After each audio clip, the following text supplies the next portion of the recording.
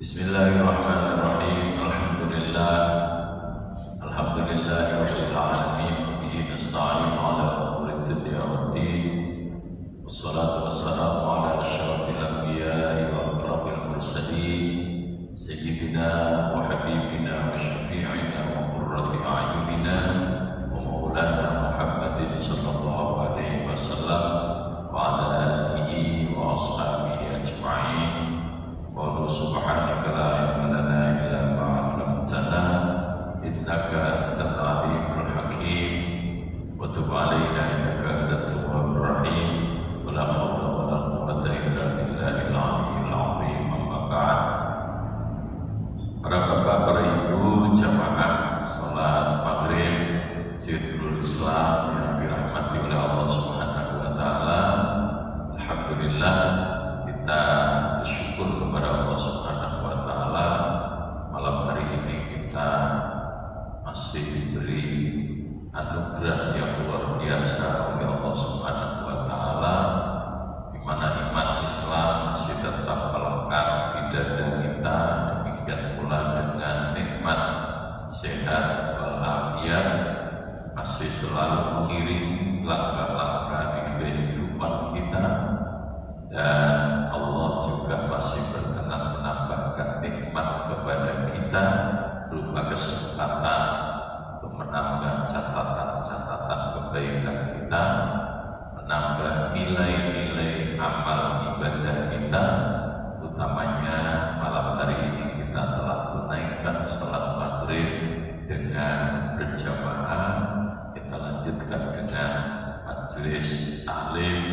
Mudah-mudahan apa yang kita lakukan berupa amal-amal sholat, amal ibadah senantiasa mendapatkan ridho dari Allah Subhanahu wa taala, dan sekaligus Allah masih tetap berkenan meridhoi hidup kita di dunia sampai di akhirat sana. Amin ya rabbal alamin. Salawat wa salam tidak lupa kita haturkan kehadiran junjungan agung beliau Rasulullah Muhammad sallallahu alaihi wasallam yang telah menuntun kita serta memberikan teladan yang sempurna kepada kita. Mudah-mudahan dengan senantiasa kita kumandangkan sholawat ala Nabi, telah di akhirat kita tetap diakui menjadi umat beliau dan mendapatkan syafaatul uzma min Rasulillah sallallahu alaihi wasallam. Amin ya rabbal alamin. Para bapak ibu, para jamaah yang dirahmati oleh Allah Subhanahu wa taala, kita akan lanjutkan kajian kita. Pada beberapa kali tatap muka kita membicarakan atau membahas tentang nilai-nilai yang ditunjukkan oleh Allah Subhanahu wa taala bagi orang-orang yang benar-benar diakui kehambaannya oleh Allah Subhanahu wa taala, sebagaimana tertera di dalam surat Al-Furqan ayat 63 dan ayat 64 yang sudah kita bahas pada pertemuan yang lalu. Inti dari apa yang telah kita sampaikan pada pertemuan kemarin, bahwa orang-orang yang oleh Allah Subhanahu wa taala disebut ibadur rahman. Masih ingat ya? Orang-orang yang oleh Allah Subhanahu wa taala disebut sebagai ibadur rahman itu digambarkan oleh Allah di dalam ayat itu memiliki beberapa sifat-sifat yang mulia, yang tentu kemudian sifat-sifat yang mulia itu kita pelajari dalam rangka agar kita bisa meniru, kita bisa mengikuti apa-apa yang sudah diceritakan oleh Allah di dalam ayat-ayat itu. 3 poin sudah kita pelajari pada beberapa waktu yang lalu, di mana Allah Subhanahu wa taala telah berfirman, "Ibadur Rahman alladzina yamshuna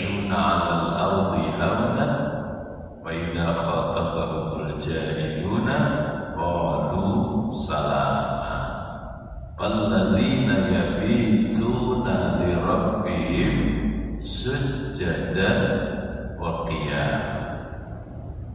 Kita sampai di ayat itu kemarin. 3 poin yang telah ditunjukkan di dalam ayat yang saya baca tadi, di mana orang-orang yang oleh Allah disebut sebagai ibadur rahman, mereka memiliki beberapa sifat mulia. Di antaranya yang pertama adalah memiliki sifat tawadhu, ya, memiliki sifat tawadhu. Ini yang kemudian perlu kita jadikan cermin agar kita bisa mengikuti. Selama ini kita kayak apa? Ya monggo kita koreksi. Ya mumpung kita masih baru memasuki tahun baru, ya. Baru memasuki tahun baru 2024. Ya, setidaknya tahun ini kita niat agar bisa lebih baik dari tahun yang telah kita lewati. Itu sebagai tanda orang-orang yang beruntung. Kalau tahun ini lebih baik dari tahun kemarin, kita termasuk orang yang beruntung. Kalau tahun ini kok pancet baik, tahun kemarin dengan tahun ini tidak ada perubahannya sama sekali, maka kita termasuk orang yang rugi. Nah, lalu kemudian ketika tahun ini malah lebih jelek, nah ini kacau. Bukan sekedar rugi, tapi kita termasuk orang yang celaka. Mudah-mudahan Allah melindungi kita, ya, agar kita termasuk golongan orang-orang yang beruntung, di mana kita bisa memperbaiki segalanya. Eksistensi tahun baru 2024 ini bisa mengantarkan kita menjadi lebih baik dari tahun-tahun sebelumnya. Hal-hal yang perlu kita perbaiki di antaranya sifat-sifat yang telah ditunjukkan oleh Allah itu, di mana Allah Subhanahu wa taala menceritakan wa ibadur rahman alladzina yamshuna 'alal ardi haunan. Kemudian yang kedua, wa idza khatabahumul jahiluna qalu salam. Ketika bertemu dengan orang-orang jahil, tutur kata ucapannya tetap menyejukkan. Boten gampang ngelarang atine. Lalu kemudian yang ketiga, walladzina yabituna li rabbihim sujjadan wa qiyam. Ibadur rahman itu kata Allah memiliki sifat yang ketiga adalah menggunakan waktu malamnya tidak sekedar untuk tidur, tidak sekedar untuk istirahat, tapi digunakan untuk apa? Sujjadan wa qiyam, digunakan untuk sujud dan berdiri. Maknanya apa? Selalu melaksanakan qiyamul lail di tengah-tengah kebanyakan orang pada terlelap dalam tidurnya. Alhamdulillah, pada pengajian yang kemarin saya sampaikan, panjenengan sudah termasuk orang-orang yang telah menjalankan sholat malam. Alhamdulillah. Tinggal apanya? Tinggal istiqomahnya itu, ya, istiqomahnya ini yang perlu, ya, kita tingkatkan. Nah, sekarang kita akan lanjutkan apalagi sifat-sifat seorang hamba yang oleh Allah Subhanahu wa taala disebut ibadur rahman, hambanya zat yang maha pengasih. Punya sifat apa lagi? Di dalam lanjutannya di ayat 65 dan ayat 66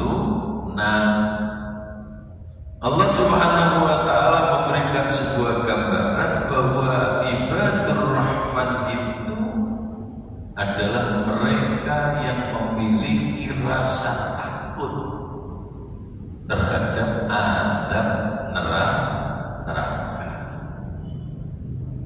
punya rasa takut terhadap siksa neraka, di mana Allah Subhanahu wa taala menyatakan walladzina yaquluna rabbana isrif 'anna 'adzab jahannam inna 'adzabaha kana gharama. Ini yang disebut oleh Allah Subhanahu wa taala di dalam ayat itu. Walladzina yaquluna, dan orang-orang yang selalu berkata, dalam arti berdoa. Ya, berdoa untuk apa? Mereka selalu menyatakan di hadapan Allah Subhanahu wa taala, Rabbana isrif 'anna 'adzab jahannam inna 'adzabaha kana gharama. Ya Tuhan kami, jauhkanlah kami. Ya, dijauhkan dari apa? Azab jahannam, siksa neraka jahannam. Apa itu kan ya kapan sih kena neraka? Kok ya neraka? Nek wis kadung kaya panas niku. Sawa badhe masyaallah ya. Malah nek kaya panas-panas kalau yang neraka sana berarti rada familiar karo neraka. Betul. Panasin dunia mun sepiro, gitu. Jauh kalau dibandingkan dengan panasnya neraka. Orang yang disebut oleh Allah sebagai ibadur rahman itu setiap saat ketika berdoa, mereka tidak pernah lupa minta kepada Allah Subhanahu wa taala agar dijauhkan dari azab neraka jahanam. Kenapa kok ingin dijauhkan dari azab neraka jahanam? Inna azabaha kana gharama. Karena sesungguhnya azab di neraka jahanam itu adalah kebinasaan yang kekal. Kekal abadi. Kalau sudah dimasukkan ke dalam neraka, Masya Allah, tidak bisa bayangkan. Kecuali kalau kemudian Allah Subhanahu wa taala berkenan memberikan rahmatnya, lalu kemudian ditas, diangkat dari neraka, ya ijik rada lumayan. Makanya saya sering kali katakan, apapun yang terjadi, iman kita harus kita jaga dengan baik. Karena sepanjang kita masih tetap beriman kepada Allah, sepanjang kita masih tetap memegang teguh la ilaha illallah, paribasan mlebu neraka pisan, iku insyaallah gak salawasi. Ya, insyaallah gak salawasi. Dosa wirang-wirang pisan nek ijik ugemi la ilaha illallah, maka potensi masuk surga itu tetap ada. Cuma ya senajan akhirnya mlebu swarga nek ati leret dilebok ning neraka ya loro. Ya kan? Disitulah kemudian terus berdoa minta. Karena yang akan menentukan si fulan ini masuk ke dalam neraka, si fulan ini selamat dari neraka, itu yang menentukan adalah Allah Subhanahu wa taala. Ingat, amal kita tidak akan pernah bisa cukup untuk menjamin keselamatan dalam kehidupan akhirat kita. Yang bisa menyelamatkan kehidupan akhirat kita tidak ada lain kecuali rahmatnya Allah Subhanahu wa ta'ala. Maka jangan kemudian kita mempertanyakan lagi, lalu sampai itu ngamal ibadah bohong. jawabane nggih penak wae. Ya apa ide kok ngamal ibadah nek ngamal ibadah iku ora iso jaminan bebas saka neraka. Iku pertanyaan kucluk. Ya. Itu pertanyaan konyol. Bahwa kita beribadah itu memang bagian dari tanggung jawab kita sebagai seorang hamba. Mengawai diri ngaku dadi kawulane Gusti Allah ya wis piye-piye dikokon sing puasa ya kudu manut lah soal kok diwenehi apa itu urusane awake dhewe urusane Gusti Allah. Ya makanya jangan dikte pangeran. Saya kan sering kali bilang kalau kita beramal ya beramal saja, kita ibadah ya ibadah saja. Soal itu Gusti Allah menehi apa ora usah dipikir wae Gusti Allah. Sing penting muga amal ibadah ya awake dhewe ditampa karo Gusti Allah. Gusti Allah kersa ridho dhateng amal-amal kula lan panjenengan wis ngono wae. Enak. Ya. Enak sudah begitu. Tapi kalau kita punya obsesi dengan amal-amal kita itu kadang-kadang justru bermasalah. Ya, enak wong sholat bengi, apa tujuannya? Ben warungi tambah laris. Enak dong ya. Akhirnya sholat bengi, nganti 40 dino ora pedhot babar blas oleh sholat bengi. Jelalah warungi pancet sepi ramai. Apa yang terjadi? Gak sholat-sholatan bercuma masih sholat di warungku pancet sepi. Salahnya sendiri. Ya kan? Ya kalau kita ibadah saja, tidak usah dengan obsesi yang berlebihan. Karena apa? Karena Allah yang paling tahu apa yang pantas untuk kita. Kalau kan bulan-bulan kondo enek wong pantes sugih. Enek sing pantes melarang. Jenengan kira pantes sepundi?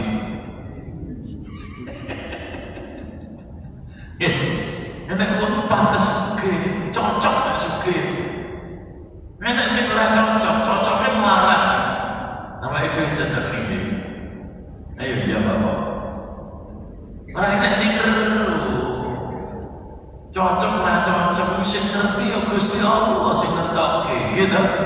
Oke. Si fulan ini karo Gusti Allah diarani cocok sugih. Lho kok iso? Ya menek tamene sugih, metu lomane, metu apike. Lah iki lumayan. Nek sing kira-kira cocok melarang. Nek sugih ora cocok. Nek sugih memang mudah sombong, begedut, pelita-pelite. Tapi nek melarang, cocok tenanan, iso khusyuk nek masjid mulai-mulai. Ngapunten nih, ya.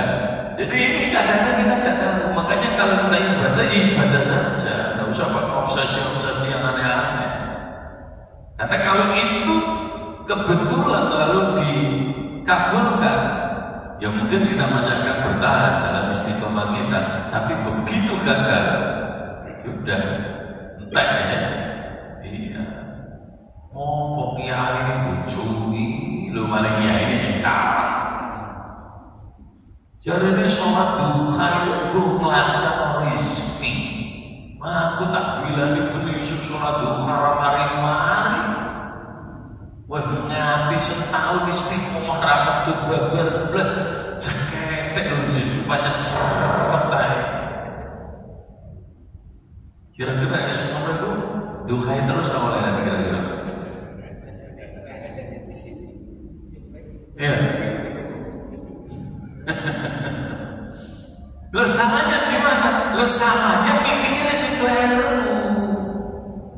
Dia hanya berpikir bahwa rezeki itu bukan duit, ya kan? Padahal rezeki itu banyak sekali. Semua nikmat yang Allah berikan kepada kita itu adalah rezeki pemberian Allah untuk kita. Uang itu kecil, ya kan? Tapi karena mindset kita salah, Akhirnya kaya-kaya nek gak cekelan duwe, kaya-kaya gak keduman rezeki. Ya iki klerune. Ya. Nah, ini jangan sampai terjadi pada diri kita. Makanya ditonton tenanan. Wedi merokok itu kemudian implementasinya dalam bentuk apa? Ya implementasinya dalam bentuk upaya untuk selalu mengikuti apa yang diperintahkan oleh Allah Subhanahu wa Ta'ala. Kemudian diberi penegasan oleh Allah di dalam ayat lanjutannya, innaha sa'at mustaqarra wa muqama. Kenapa kita takut dengan adab neraka jahanam? Disebut oleh Allah Subhanahu wa Ta'ala karena sesungguhnya seburuk-buruk tempat, elek-elek panggonan, jelek-jeleknya tempat tinggal kita di akhirat nanti, tidak ada yang lain kecuali neraka. Makanya orang-orang yang beriman itu selalu takut terhadap neraka. Tapi takutnya terhadap neraka itu harus konsisten. Wedi neraka ning maksiat lah leren itu yo. Jenenge gak oleh gak wedi niku. Jarine wedi neraka ning gengen salat subuh ora tangi ngono ku yo ono. Ya ta? Ono. Cuma kan itu jamaah masjid. Jamaah masjid mesti tangi, ya toh. Insyaallah. Lah ini makanya penting sekali untuk kita pahami seperti itu. Nah, meskipun kita juga sadar kan bahwa Allah Subhanahu wa Ta'ala itu tidak hanya punya potensi menyiksa, tapi Allah Subhanahu wa Ta'ala juga punya kekuasaan untuk memberikan rahmat, punya kuasa untuk memberikan pengampunan. Makanya dibalik sifat takut kita terhadap neraka, kita masih tetap harus punya sifat roja. Apa itu? Pengharapan akan rahmatnya Allah Subhanahu wa Ta'ala. Mulane jenengan tahlilan kan sering maca ayat niku nggih. Nek tahlilan kan sering maca ayat niku sing ngelingno yen Gusti Allah iku ya duwe kuasa nyepura, ya duwe kuasa nyiksa. Nggih. Fayaghfiru liman yasha'u wa yu'adzibu man yasha'. Allah itu punya kuasa untuk memberikan ampunan dan juga punya kuasa untuk memberikan siksa, memberikan azab. Maka kita takut terhadap azabnya Allah, juga kita ikuti harapan untuk selalu mendapatkan rahmat dan pengampunan Allah Subhanahu wa Ta'ala. Kalau kemudian jenengan bertanya kenapa kita harus takut neraka, neraka aja gede, neraka itu coba medeni tenan. Saking dahsyatnya siksa yang disiapkan di neraka itu, maka tidak heran kalau kemudian Allah dengan penuh kasih sayang mengingatkan kepada kita agar kita berusaha untuk menjaga diri. Ya ayyuhalladzina amanu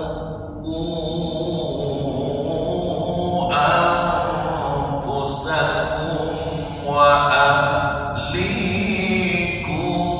nara. Ini saking sayangnya Allah.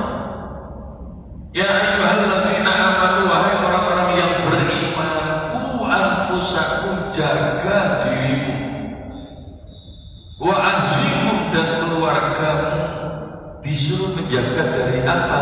Naro, disuruh menjaga dari siksa api neraka.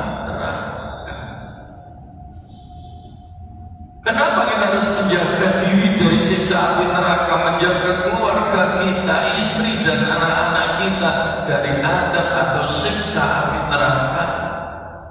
Karena nanti yang akan menjadi apa istilahnya, yang menjadi kayu bakarnya di neraka itu, ya, yang menjadi kayu bakar di neraka itu siapa? Waquduhan nas wal hijar. Ini termasuk yang menjadi kayu bakar di neraka itu adalah anas, manusia. Menungso diomong, begitu menungso di leponan neraka itu geni tambah bulan-bulan. Ya. Waquduhan nas wal hijar. Bahkan kemudian Allah Subhanahu wa taala memberikan gambaran betapa dahsyatnya neraka itu.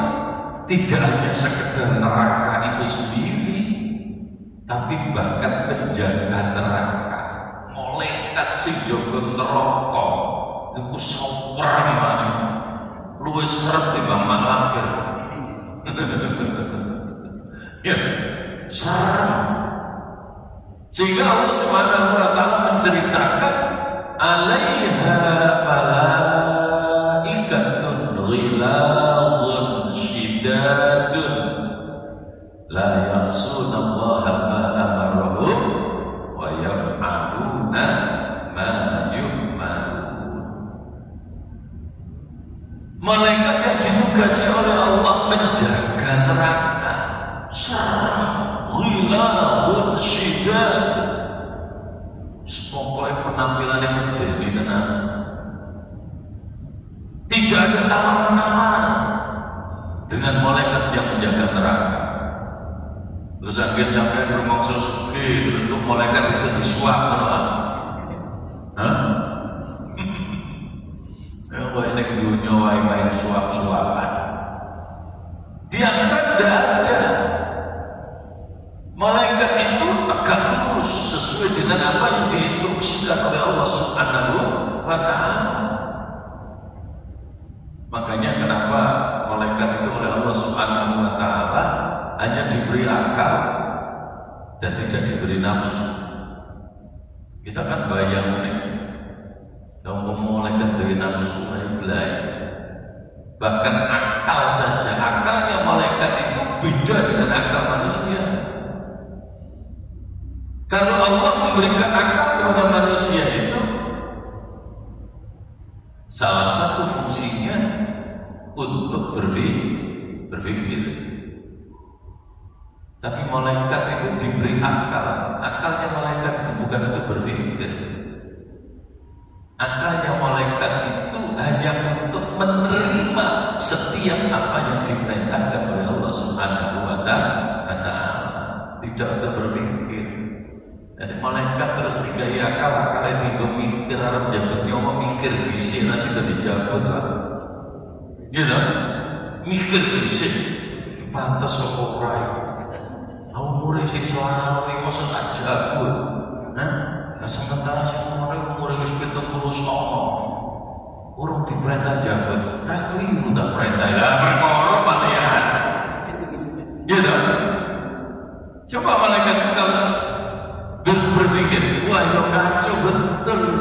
Makanya kalau saya seringkali mengatakan akalnya malaikat berfungsinya untuk menerima setiap perintah Allah tanpa reserve. Makanya kemudian tadi disebut la ya'sunallaha ma amarahum. Malaikat itu tidak pernah menolak sedikit pun terhadap apa yang diperintahkan oleh Allah Subhanahu wa taala. Sekali nolak. Kompon ngalor kon ngintul kon ngentak mulon rakate dipikir nek. Nah menungso niku akale iso digo mikir mulane saking geleke mikir akhirnya tambah keplek lho. Kita diperintah dulu dilakoni mikir, setelah dilakoni isine mikir wae. Lah Ya. Apa terus kata ditambahi nafsu, ya fatal.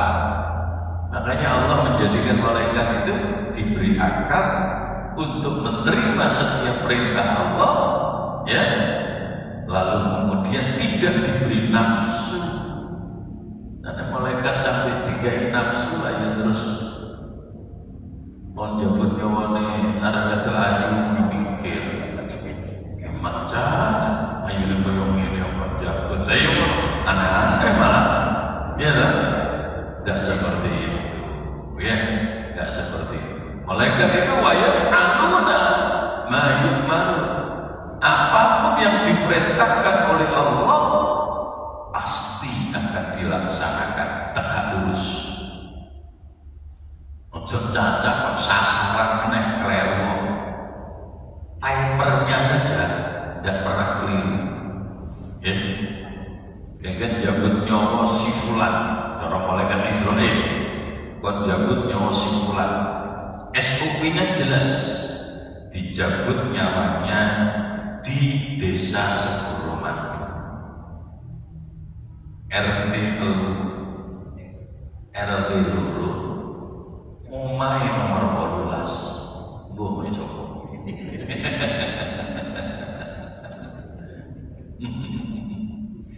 lene jabut nyawa ya ditulisi kudu jam 7:03 menit 18 detik lu jelas dan itu tepat, tidak akan bergeser sedikit pun karena SOP-nya sudah jelas. Makanya saya sering kali katakan ketika ada orang kemudian meninggal dunia apapun sebabnya tetap kita harus yakini itu adalah qada qadarnya Allah Subhanahu wa ta'ala. Soal sebab itu urusan lain ya kan? Ora oleh terus muni plane tak kandhani aja metu rame-rame ngene iki malam tahun baru ciloko tenanan wis kandhane ora oleh metu kok metu wae njabuk truk mati coba mau ora metu kasih do mati ora iso gitu gitu terus ora metu terus ora mati mune ngomong wae wong mati yo enggak apa-apa lenger-lenger ngomong mati ya iya mbok kelelekan sujen Masya Allah, ya ada saja lah ya. Karena memang semuanya berjalan menurut SOP yang ditetapkan oleh Allah Subhanahu wa ta'ala. Cara bahasa tauhid ya kedadian kabeh iku miturut qada qadare Gusti Allah. Malaikat itu menjalankan tugas termasuk malaikat sing jaga neraka itu. Ya, malaikat yang jaga neraka. Makanya tidak ada tawar-menawar, tidak ada. Ya. Nah, Bapak Ibu sekalian, rahimakumullah, ketika kita betul-betul memiliki rasa takut terhadap siksa neraka, maka kita kemudian akan lebih hati-hati dan lebih waspada di dalam menjalani kehidupan. Kita akan lebih hati-hati, kita akan lebih waspada. Apalagi kalau kita kemudian menjadi semakin sadar bahwa kehidupan di dunia itu kehidupan yang hanya sementara. Model wae ning dunya ora suwe-suwe tuwilu wae gitu. Ilu wis mung kaya dene mampir ngombe ngono wae. Mampir ngombe yo dilu mampir ngombe nganti petang jam ora ngombe klesek ya kan nek ngombe sasruk lempar ya tidak lama. Malah di dalam Al-Quran itu Allah Subhanahu wa ta'ala menggambarkan kehidupan dunia itu hanyalah permainan. I'lamu annamal hayatud dunya la'ibun wa lahun. Kehidupan dunia itu hanya permainan senda-guruan. Mulanya udah tentunya orang usah serius-serius, nyantai wae bro, ya kan? Mutulinan yang serius-serius lapor, ya kan? Biasa nyantai wae, usah serius-serius banget. Sing diseriusi ku apane? Ibadah ya wae dhewe nang pengenan serius. Gitu. Wah, nek ngetepi urusan dunia ora usah serius-serius. Lu wis kono itu lokas. Pilpres yo gak usah digawe menteng-menteng biasa wae. Atas nyoblos ngono wae. Nyoblos sing ndi yo sakarepe wae. Wong padha rarune. Gitu. Oke. Kula sering pondok dengan ngadil kenek lan ngadil kenek. Iki coblosane jek suwe. Tulisane sing dadi sapa wis ana nang kandhane sampean. Gitu. Yo, pengen ta ngintip mo.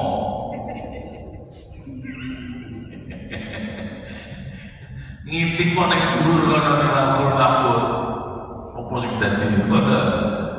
Karena Gusti Allah nuntun ya wis kok awake dhewe duwe tanggung jawab milih ya milih wae. Lah soal tuh sing dipilih awake dhewe kalah ya jadi tulisane kono ora dadi. Ngono wae ora usah ngelak. Ya toh? Enak aja. Demi itu kalau kita nyantai-nyantai ya sudah enak aja.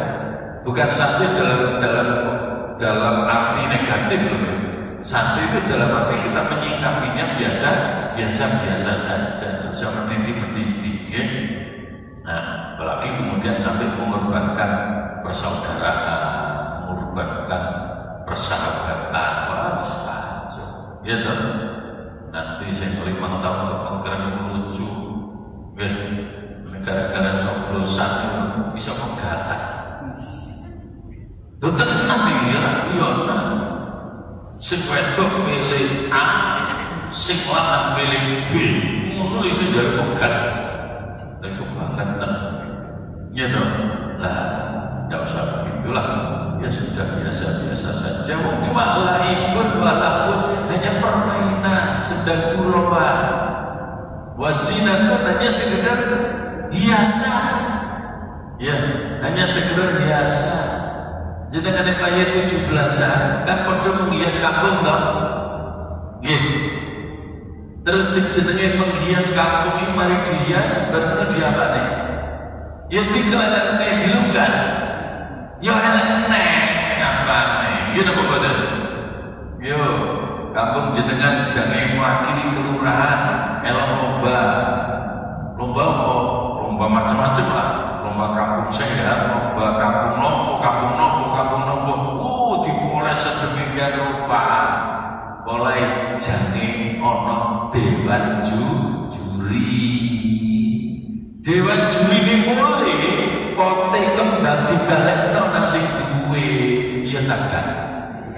Iya, aku yo ora kok ngono. Ya itulah namanya hiasan. Hiasan itu tidak akan bertahan lama, dilupai. Watafakhurun bainakum, perlombaan-perlombaannya saling bersaing antara satu dengan yang lain. Watakatsurun fil amwali wal aulad, do akeh-akehan dunyo, akeh-akehan anak. Ngoten tenan. Lho iya akeh-akehan dunyo. Mulane nek bentuk kancane motormu pira lho. Boten anakmu pirang tenan. Oke, anakku telu. Ah, aku anakku 5. Sing situ nyaut anakku 12. Jadi kancane kuman apa mencret. Ya itulah gambarannya ya. Itulah gambarannya wa tafakhurun bainakum wa takatsurun fil amwali wal aulad. Nah, ujung-ujungnya Allah memberikan tafsir bahwa kehidupan dunia itu digambarkan seperti itu, tulinan, sedang gurauan dan sebagainya bla bla bla tadi. Itu gambarannya kayak apa? Kamasalil ghaisin a'jabal kuffara nabatu summa yahiju fatarahu musfarran summa yakunu khutama.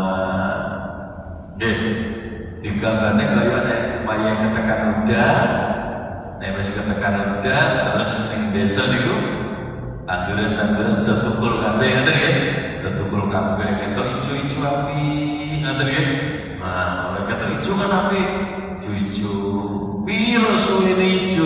Duilu mari ijo bareng ngono terus garing kuning. Bareng ngono ya ludes tek maneh. Lah ngoten. Ya, itulah kehidupan. Lalu yang langgeng di mana? Menen akhirat. Itulah kehidupan yang sesungguhnya. Wa fil akhirati adzabun syadidun wa maghfiratun minallahi wa ridwani. Ya, minallahi wa ridwani. Bahwa nanti di akhiratlah akan ada siksa, tapi juga ada pengampunan dari Allah, ada ridhonya Allah. Dunia itu apa sih? Dunia itu kata Allah yang untuk menutup ayat itu, wa mal hayatud dunya illa mata'ul ghurur. Bujukan dong. Sampai menonton ngembong itu arep itu uang. Sampai ngiler kuwi jayu me. Ngono to. Ngandel rabian lah ilang ae. Dia dapat dia. Dia sampai kata arep itu kata uang boleh gak elok duwe. Rabian lah ilang separuh ayu ini. Cek dina bitek lho wis ayune ilang separuh. Wong meneh dirabi nanti duwe anak songo.